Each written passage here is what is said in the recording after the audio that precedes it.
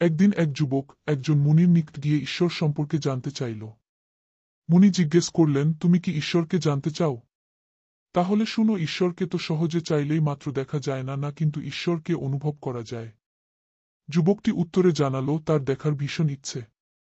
মুনি বললেন, চাইলেই তো আর দেখা যায় না, দেখার জন্য ব্যাকুল হতে হয়, তবেই দেখা যায়। যুবক বলল, আমি অনেক ব্যাকুল হয়েও কোনো ইঙ্গিত পাইনি।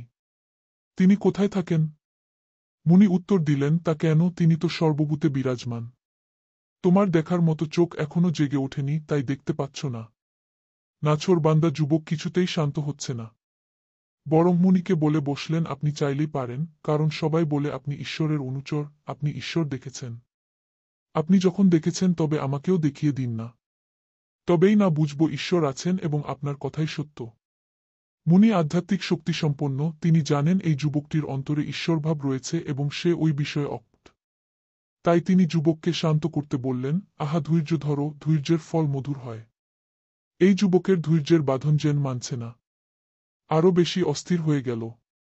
অবশেষে মুনি তাকে একটি দিন ধার্য করে দিলেন এবং বললেন, ওই দিন দেখা মিলবেই।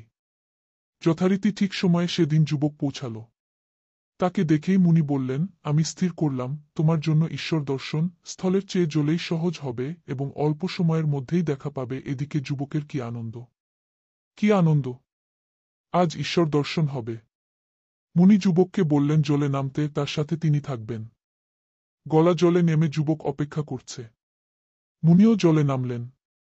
যুবককে বললেন, ওই জলে ডুব দাও। আর দেরি নেই। সময় ঘনিয়ে এসেছে, যুবক ডুব দিল। তখনই মুনি জলের মধ্যে ডুবন্ত অবস্থায় যুবকের ঘাড়ে ধরে থাকলেন। কয়েক সেকেন্ডের মধ্যেই যুবকের প্রাণ যায়। সে উঠবে, কিন্তু মুনি ধরেই আছেন। অন্তিম অবস্থায় তার ঘাড় থেকে হাত সরালেন।